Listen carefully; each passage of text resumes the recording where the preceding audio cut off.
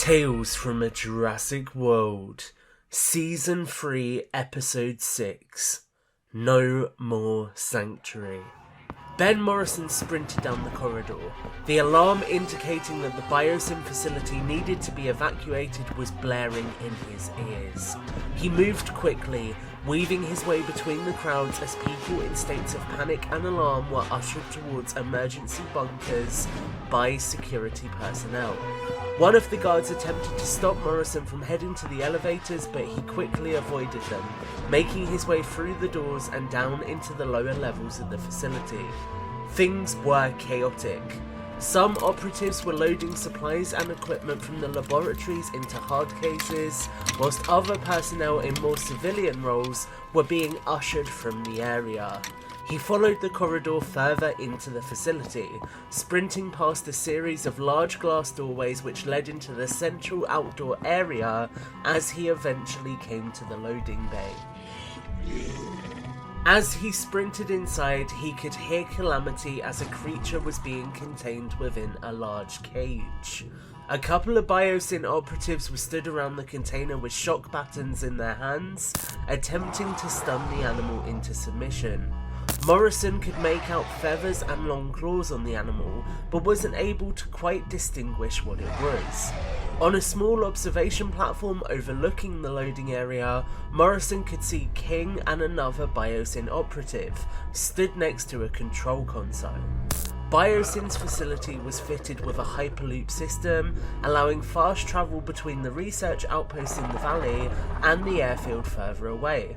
Most personnel used the civilian hyperloop system, which featured luxury chairs and small capsules, but there was a larger system which could be used for ferrying cargo directly from the facility to the airfield. It seemed as though this was the system King was attempting to load this animal into. Morrison sprinted up onto the platform. Morrison. Was wondering where you were. King called as he motioned the man over. What's going on? Well, it turns out Dodson is an idiot. He got too distracted by Hexapod Allies' program, and now it's come back to bite him in the ass. BioSyn under him, it's finished. But something has to survive. I've been ferrying supplies out towards the airfield. You can help. Morrison stepped forward, standing between King and the console. He looked at the man, and King could pick up the fury in his eyes. He tensed up. I know what you did, King. Morrison, what the hell you talking about? Releasing dinosaurs into the wild. Causing chaos for your own gain. What was it for? To get promoted within BioSyn? Earn Dodson's trust? People are dead because of you. King made a slight movement with his hand, and the BioSyn operative on the platform reached down towards a holster on his thigh. Morrison turned quickly, his hand hovering over a red button on the control panel behind him. He could see both men become immediately more wary as they watched him. Morrison, be very careful. Oh, I know what it does. I'm not letting you put anyone else in danger. Before King or the BioSyn operative could react, Morrison slammed the button, and there was a mechanical hiss. Morrison immediately dived sideways as the BioSyn operative fired a shot at him, cursing as the bullet grazed him in the shoulder. He dived behind some crates on the platform and watched as the operative turned towards the cage behind them, the door on it now rapidly sliding open. The operative, King, and the two men on the lower level could only watch in horror as a large shape began to emerge from the container, slowly pulling itself onto two long, thick legs. Its feathered body was peppered bluish-grey and crimson, and it had a unique blue crest around its eyes which was very eye-catching. Morrison noted that it appeared to be blind in one eye, and also noted that it had a beak instead of sharp jaws, suggesting that despite its large size, this was not a carnivore. When Morrison saw the long sharp claws which hung from the animal's arms, he knew immediately what it was, and realised that he had just unleashed something very deadly.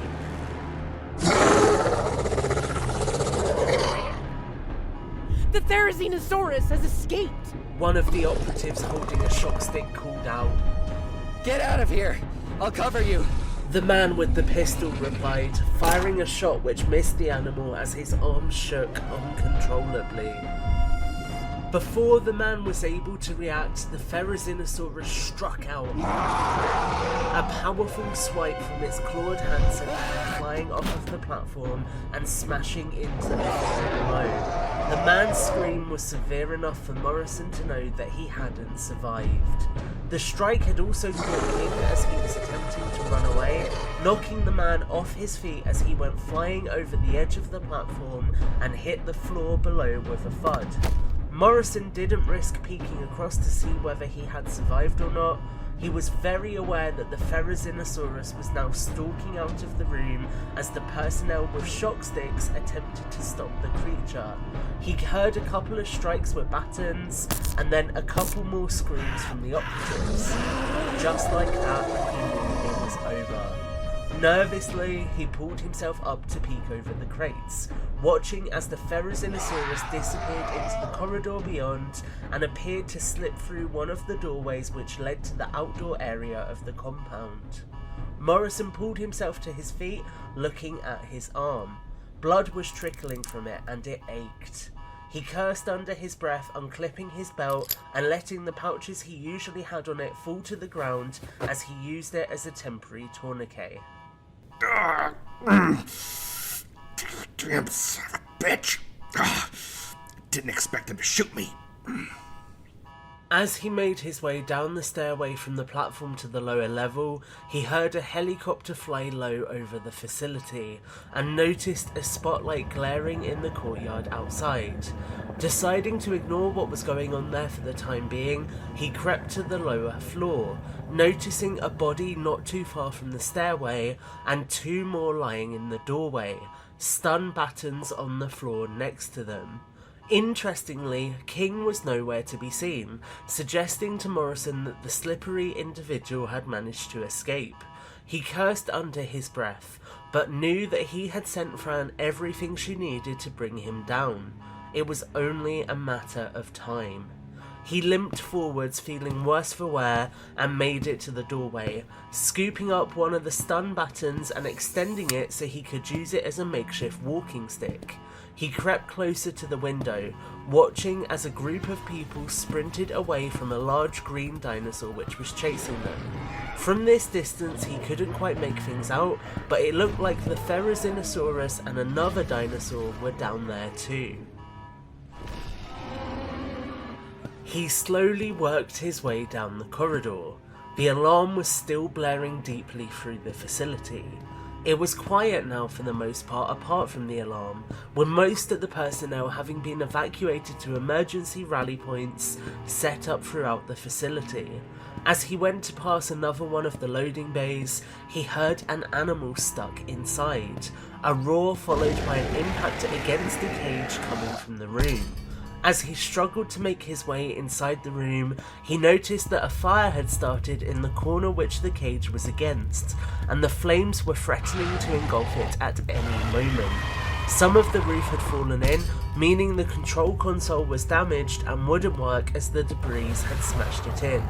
He'd have to release the cage manually, which he could do, but he'd have to be quick. He made his way closer to the cage, getting ready to unlock it via the emergency latch on the front of it, and then he paused, his blood running cold. No. Inside the cage, headbutting the door in a desperate attempt to escape, was the Suchomimus which had killed Lucy. He could see the animal was in distress, and knew that if he didn't release it, it would die. But it had killed Lucy.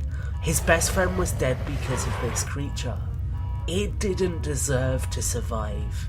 He turned his back on the creature, a pained cry coming from the cage almost as if it sensed impending doom, and then he heard a voice in his head. Remember, Ben, these animals aren't our enemy. He paused for a moment, looking at the floor. His hands turned into fists and tears began to trickle from his eyes. The memory of his partner almost as real as her being there in person. He took a deep breath and turned, walking back towards the cage. You're right, Lucy. I'm doing this for you. As he got closer to the cage, he paused, putting the shock stick down so he could use both arms to pull up the emergency latch and release the door. The Suchomimus snapped at him, almost as if it recognized him, and then the animal became calmer. It's okay, girl. I'm going to get you out of here. Before Morrison put his hands on the latch, there was a click behind him. He turned to see Howard King stood in the corridor, a handgun gripped in his hands. An angry expression crossed his face, and Morrison could see he was bloodied and bruised from the tumble he had endured. Step away from the creature, Morrison! I can't, Howard. I need to. Step away! The man screamed, firing around into the air. Morrison stepped back a couple of meters, raising both of his hands to show King flat palms. It was clear the man was unhinged. Now why did you have to ruin what we were working on? Dodson trusted me enough to get things done. The means don't matter when they justify the results. That's what he always told me, and look at the results I was getting for us. We were going places, doing things people only dream of. People were getting hurt because of your decisions. You were creating new dinosaurs just to release them. Don't you see the problem with that? Are you serious right now? They were never created to be released. Dodson would never have that vision. He just never noticed when an acid or two went missing. So, what is this? Some insane plot to try to upstage Dodson, make a name for yourself? Listen to yourself. Do you know how that man made his name? He built his legacy on the back of others. It's only right someone does that to him. Yeah, you're a hell of a piece of work, King. So what happens now? You help me get some of these assets out of here. We start again, rebuild BioSyn from scratch my way. Or what? Or this is the end of your story. Well, Howard, it's been lovely working with you, but I think I'll pass. At that moment, Morrison rolled across the room to the cage, a shot ringing out from King's pistol as he did so. He yanked on the emergency release latch and the cage door opened, the Suchomimus pushing against it. Morrison instinctively fell backwards, taking cover against the side of the cage, and another shot ran out as King looked at the Suchomimus, now rapidly approaching him. He stood his ground, raising the gun at the animal, but the Suchomimus was far quicker than King. Morrison, help! Morrison just sat and watched as the dinosaur got closer to King. At the last moment, the man dropped his gun and turned and ran, the dinosaur still bearing down on him. Morrison saw King round the corner into the corridor and go out of sight, and then he heard the man scream as the Suchomimus lunged forward. Morrison didn't need to imagine what was happening right now. He had been up close and personal to it. Eventually, the cacophony died down and the Suchomimus returned for a moment, almost lingering in the doorway, looking in Morrison's direction. The animal let out a roar, and then it turned, looking away and heading deeper into the corridor and away into the facility. Morrison caught his breath and let out a sigh as he realized it was over. Thank you, Lucy. Morrison reached down, feeling a sizzling sensation in his thigh, and he looked at his fingers. They were coated crimson. He realized that the shot which King had fired had nicked his thigh. Luckily, the wound was on the edge of his leg, but it hurt like hell. With the blood loss from his arm and now his leg, he was beginning to feel lightheaded. He struggled to his feet and stumbled out of the room, heading down the hallway in the opposite direction to the Suchomimus. He went to head towards the personnel hyperloop system, but saw a dark shadow move towards it, and heard a noise which was eerily familiar. In his slight frenzied state, he couldn't quite work out what the noise was, but he associated it with danger, and so he turned around and stumbled into the elevator. He emerged in the atrium and continued to stagger down a corridor, dropping to his knees. Just a little further. He pulled himself up using the wall for leverage and made it around the corner. Eventually he came to a heavy metal doorway which was secured in the wall. He hammered on it twice and heard someone on the other side unlocking it, before a BioSyn security officer opened the door. Looking at Morrison and seeing his injuries, he quickly ushered him inside. Medic, we got an injured one. Get up here quickly. The officer called into the room. Morrison stumbled into the safety of the bunker. Around him he could see the faces of several different personnel looking at him as he struggled inside. They were scared and anxious, clearly not knowing what was going on. Morrison could relate to them. The security protocol meant that a lot of personnel were ordered to wait in safe locations until an evacuation came, but nobody knew how soon that would be. Still, Morrison slumped against the wall, his breathing slowing as he became more comfortable. He was safe. He had stopped King, and Fran had the evidence she needed to release to the public to discredit what he had been doing at BioSyn. Most of all, though, he had made good on his promise to Lucy, remembering that these were ultimately animals which deserved protection. He felt a warm twinge in his heart as he thought of his partner one final time before unconsciousness gripped him and everything went black.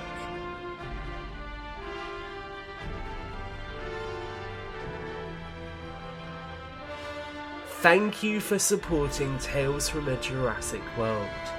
Ben Morrison voiced by Jared Ransom, Howard King voiced by Antonio Bustos, Lucy Brown voiced by Ashley Friel, BioSyn Operative voiced by Suzanne Malik, BioSyn Operative 2 voiced by Sean Riddle, BioSyn Security Guard voiced by Adamus Prime, music arranged and composed by Brooks Leiby, who also voiced Capitol Hill Hearing Speaker.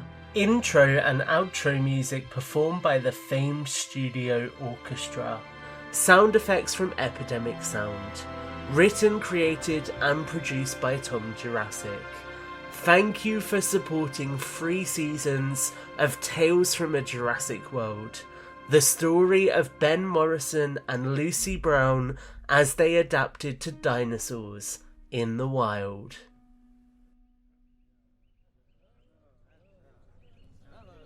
Thank you, Doctors Grant and Sattler and Mr. Cole. I appreciate your contributions to this debate and to our understanding of the events which unfolded in the Dolomites. I would now like to invite another testimony from Mr. Ben Morrison, former U.S. Fish and Wildlife Service agent and operative most recently attached to BioSyn. Ben Morrison climbed to his feet, gripping Fran Marshall's hand for a moment before he began to navigate his way to the aisle in the Senate chamber. The viewing gallery and all of the chairs in the chamber were packed. Many officials had turned out eager to hear about recent events in Italy. The world was still adapting to dinosaurs in the wild. The collapse of BioSyn had shown everyone that caution was of the utmost importance. These animals were now a part of our world, but there were people who would take advantage of that. It was important that the world found a way to deal with these animals compassionately. They were, after all, as much a part of our world as we were. As Morrison finished giving his oath to the room, he took to the stand, feeling nerves in his stomach as he leant into the microphone. Ladies and gentlemen, thank you for welcoming me to give testimony today. Doctors Grant and Sadler and Mr. Cole, thank you for opening up with so much detail about the events which unfolded in the Dolomites mountain region. He stood for a moment, looking across the room at all the faces which were staring at him. When I was a U.S. Fish and Wildlife Service agent, I encountered a lot of dinosaurs. Some were terrifying, like the Allosaurus, which was encountered at Big Rock. I know many of you have seen the news footage of that incident, but what isn't often reflected is how wondrous some of these animals are. I think back to my first encounter with these animals, a lone sticky Moloch at a gas station, which just wanted to go and find a new home for itself in the wild. An animal which was likely as scared of me as I was of it. He looked at the audience once more as he attempted to compose himself. Of course, these animals are dangerous. I am not here to deny that. We need to have measures in place to contain them and to ensure that we can coexist with them in safe ways. But that doesn't mean vilifying these creatures. It means working with them and having empathy for them. Because that is what matters most. He felt himself tear up. A good friend once told me that these dinosaurs aren't the enemy. And she was right. They deserve our care and compassion, and I hope that we can find somewhere to keep them safe, away from the chaos they have endured as a result of our meddling. We created these creatures, so it's our responsibility to look after them. That is what Lucy Brown would have done.